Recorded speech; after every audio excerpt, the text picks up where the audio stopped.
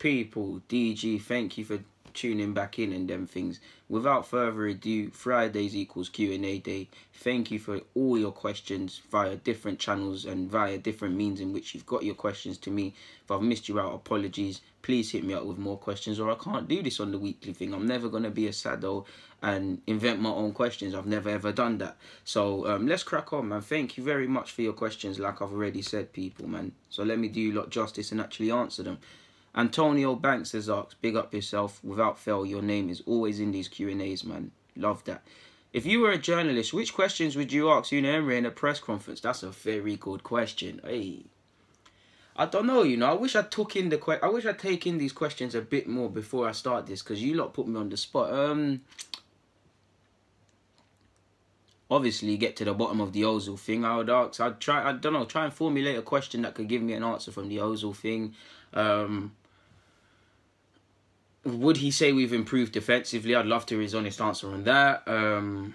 Does he feel he's getting the best out of the players in terms of... We know defensively these players are poor, but in terms of attacking sense, because beyond looking at our goals, we've scored a lot of goals and things, but I see Aubameyang, we don't really play to his strengths. We know this. How many times has Aubameyang been put in behind and he's run into space and been able to finish it? It's all them poacher finishes sort of thing. We're one of the lowest. In fact, we might even be rock bottom for crosses as well. I know our fullbacks are our wingers and they have got assists, but you're looking at it, why don't we play early crosses? So probably things of that nature. Maybe what's been his hardest task, or what he's found the hardest adjusting to life at Arsenal or in England so far? That's a very good question, my guy. I'd have to sit down and think, man. Superb question, Antonio. Hopefully I've done it justice. Luke Jackson's asked, better yet. Do you think Fekir would be a good replacement option for Ozil, granted if Liverpool don't snatch him? Of course, I love Fekir, but money talks. Money talks, and we're saying we can only buy players on loan, and we're struggling. We just about got Denis Suarez over the line. I mean, things can change, and if we actually have money, then cool. I would love Fekir, but I can't see it happening, my guy. So while I would love Fekir, that's all a myth, my guy. Mike asked, where would you put Reece Nelson, Saka, and Emil Smith-Rowe among these players? I think that question was in relation to players I was talking about that I'm keen to see as world-class players in the future.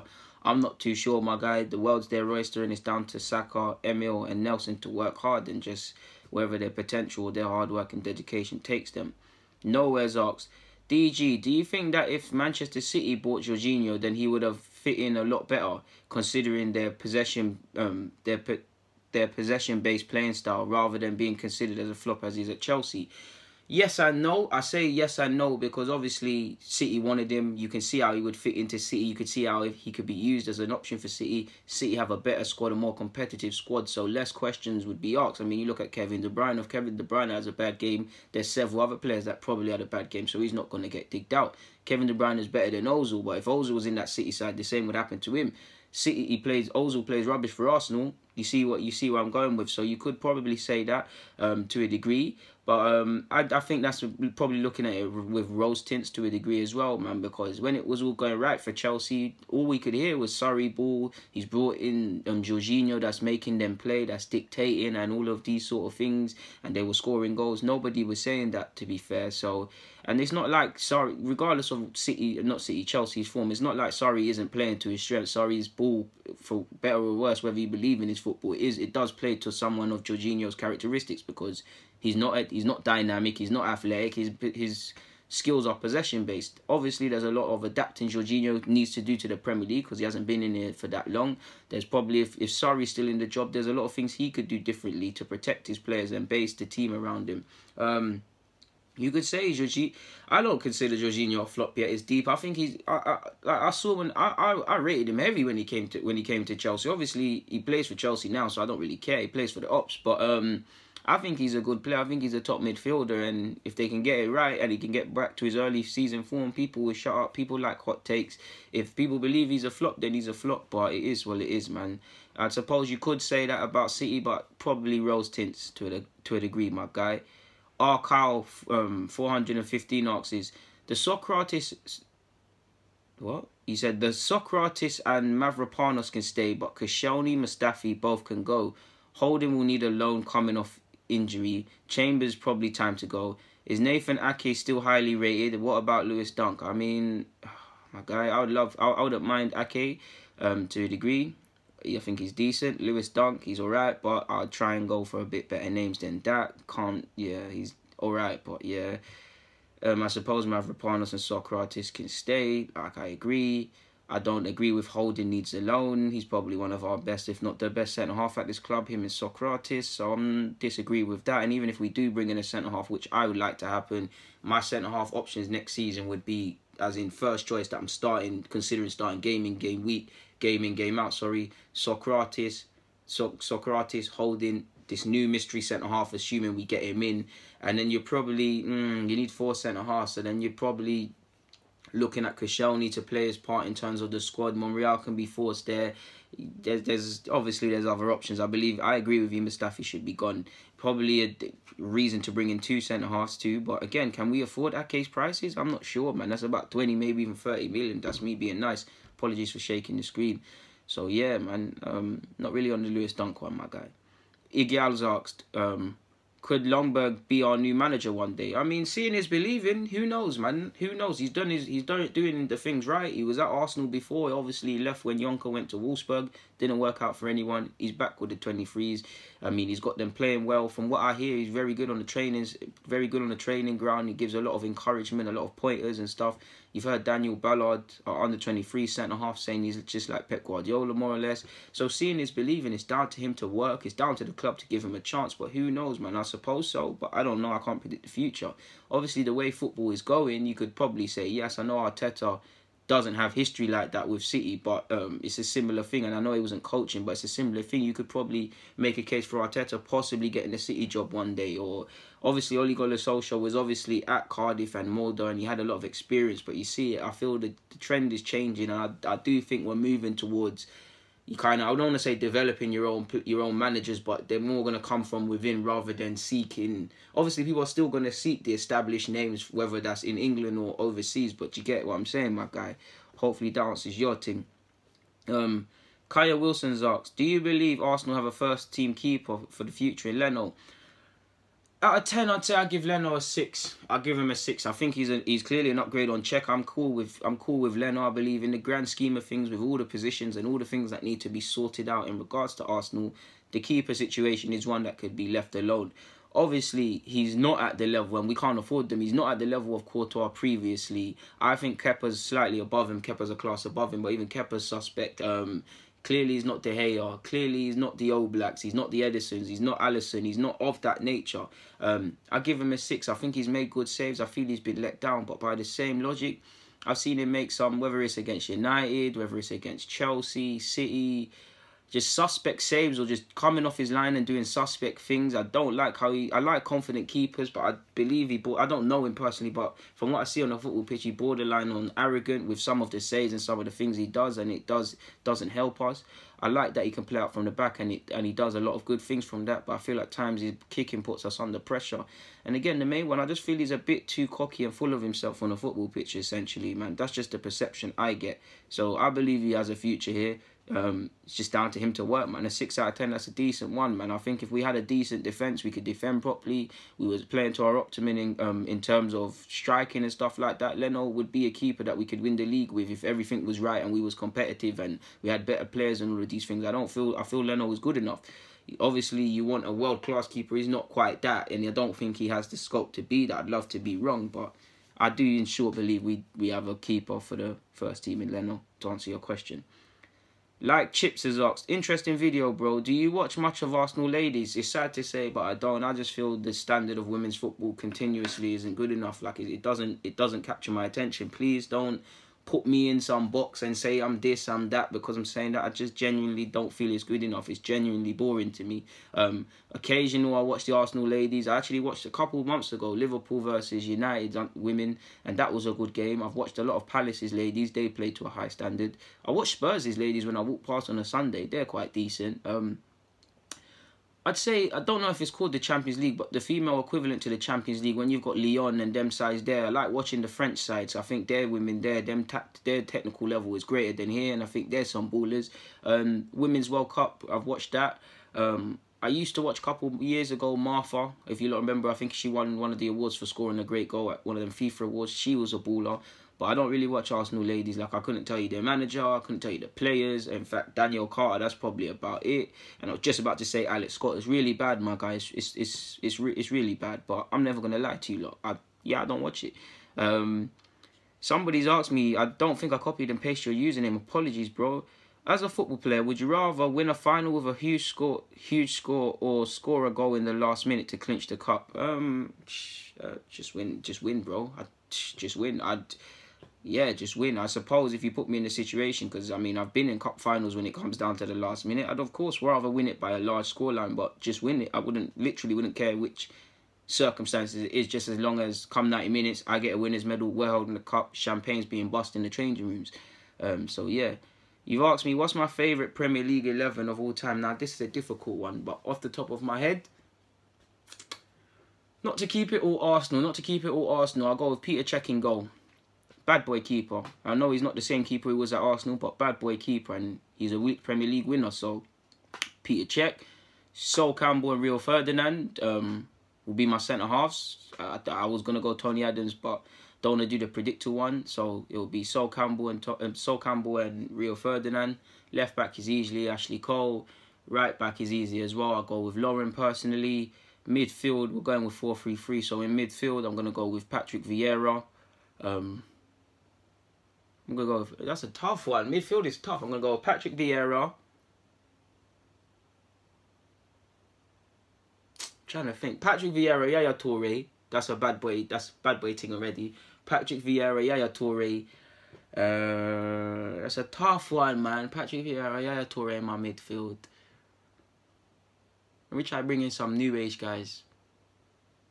David Silva in the 10. Up front, Thierry Henry, of course. Cristiano Ronaldo, of course. And Sergio Aguero. That would be it, to be honest. I've tried to use the last probably 10 years or just over that. I'm trying not to go down the whole primary school route, or I'd be naming John Terry, Perez, Henry, Ljungberg. Pains me to say it, but quite a few players at United and so on and so forth. So that would be my team, to be honest, my guy. I'll probably change it as I start to think about it, which I'm doing mentally. I can't say your username, my guy. Awesome Todd. Yeah, man. Let's just call you Awesome. Awesome's asked, what about Ziyech from Ajax? He should be affordable as well. I like him, man. I feel he's developed a lot more over the last 18 months, 2 years than previously. I like him, and that's no disrespect to him or anyone, but these are the sort of signings. He's probably going to cost a pretty penny, but on the basis of Roma's after him, then we surely can get him. Yes, Roma are in the Champions League, but we should be able to afford that. So I agree, my guy. He's someone I would consider. He's a sick footballer. Literally the same question. Junior Gunners asked, yo, DG, I'd appreciate if you could do a video on Hakim Ziyech and what qualities in his skill set he could bring that he could replace Ozil. Well, it would be his final ball. I'd say I don't know for dribbling because it's subjective, but he's a better dribbler than Ozil. I think obviously he's got more of an engine. He's obviously got a lot of qualities that Ozil has. Final pass, being able to do things in the creative stuff in the final third. So it'd be a good signing, man. They're the qualities he would be bringing. His movement is very good in my opinion. He's a bit of a maverick. He's prone to doing moments of brilliance as well. That's what we need. So yeah, man. While I think I made a video about him, I'm not going to do it again, my guy, but that's my opinion. Tobias has asked, from what you've seen so far of Henrik Mkhitaryan in an Arsenal shirt, what does he do best? It's tough, man. Personally, I believe players like him, I don't really like them on the flanks. I know Mkhitaryan's done the 10 thing as well as the flanks throughout his career, at least since I've paid attention to him at Dortmund, Shakhtar to a degree, in United, in Arsenal, past that. I believe he's a 10. Like, all of these players are 10. These sort of man, for me, they're 10s. He can do the out wide thing, but he doesn't want to stay out there. He doesn't want to track back with his fullback. You see it. He does it, but you see it on match days. He wants to come inside, similar to Iwobi. They want to come inside and get onto the ball. That's their game. So I'd say if you're talking about positions, it'd be a 10, but he can do the flank thing. In regards to actual qualities, like on-field qualities, obviously it's a bit hard because I must admit I've really struggled to find his consistency, but I like him. But ball carrying, I'd say he's a decent dribbler. He's all right at that. His passing's there, final third. They'd probably be his best qualities for me. His dribbling, his in terms of playmaking as well. to be fair to him, he's chipped in with a couple of goals as well. So I do think he's decent for the squad, to be fair with you. They're the qualities I would say. The issue now is that Mkhitaryan's been in okay form and he plays all right, but the time for him, he's got a good contract and he's on big money, and Regnola, his agent, did a good job in that, a good deed. But Arsenal have got it wrong again, because there's going to come a time when Mkhitaryan's contract, or his finances around that contract, are going to be scrutinised. All the ranges also at the moment, but they're going to be scrutinised. And ironically, not to get at Mkhitaryan, because I'm okay with him being here, but you'd imagine if Arsenal just bit the bullet and sold Alexis Sanchez for 60 million or so when City were on it, Mkhitaryan wouldn't be here. And again, I'm not getting at Mkhitaryan, I'm getting at the wages. Them wages might still possibly be free for you to do other things. Same way you probably should have let Ozil go, but I'm not going to sit here and be a hypocrite. I didn't want Ozil and Alexis to go, and to be honest, the fans would have revolted. In hindsight, that's actually one decision the club should have made, but do you get it, my guy? In short, to answer your question, I think his technical level, his link-up play, his ability to create chances as well. Don't get me wrong, I think he could do a lot better, but that would be it, my guy. So yeah, we're getting to the end soon. Tavins asks, which players do you think should get more attention for their potential? You guys know I like to just talk about footballers. You rarely hear me speak very highly and say this player is going to do this player is going to do that. I don't like to do that. I see that all the time on Twitter and other YouTube accounts. I don't like to do that. So in regards to attention, I don't necessarily believe anyone should get attention. Just let them play football. But players I believe that possibly could be a bit more mainstream is Calvin Steggs of obviously AZ Alkmaar. I think he's a very good winger and we should be looking to go for him in the summer. Gravenberch is highly known within Ajax and around, but I think he's a good player if you're asking me that. Kai Ruiz of PSG, the young guy, reminds me a bit of Mahrez, 16 years of age. I think he's got potential to really get in that PSG first team one day. Obviously, that's political. It's no secret I like Unava, again, another player of Ajax, so they would probably be the players. If you're talking about Arsenal, I'm not sure, to be honest, in regards to our young players. I feel two of the most underrated players would probably be Matt Smith and Ben Cotterill, purely because I do it myself. John Jules is a bad boy footballer. Saka is, Coyle is, Vontae Daly-Campbell is, Greenwood, Balogun, many different young players we could sit here and say, but I feel them two there, Cotterill can play a couple of roles, can go on to have a decent career at some level, and Matt Smith the same, very cultured midfielder. Feel they're very underrated. If you're asking me about Arsenal, it'd probably be them two, to be fair with you. Maybe Ballard as well, centre-half. But that would be it, man. But I don't know how to answer that question, my guy. But thanks for the question nonetheless. PEA14, Pierre14, well, P14 better yet, has asked, have you lost faith in Xhaka? This is a good question. Have you lost faith in Xhaka? As in your most recent videos, your language has changed from last season and the season before. My opinion hasn't changed on Xhaka. I've always said I actually think Xhaka's a good player. Again, he's a good player. He just makes continuous poor decisions. I feel when it's someone like Xhaka and these sort of players, people don't talk with balance because people don't hold them up when they've had good games. People are ready to get on their back when they play poorly. I don't feel Xhaka. Clearly, I can appreciate that. Wenger previously, Unai Emery, they can see something within him for him to start every game in it. He brings them something. For me, I could see Xhaka could be a decent squad player, but he wouldn't be in my team consistently. I still believe in Xhaka.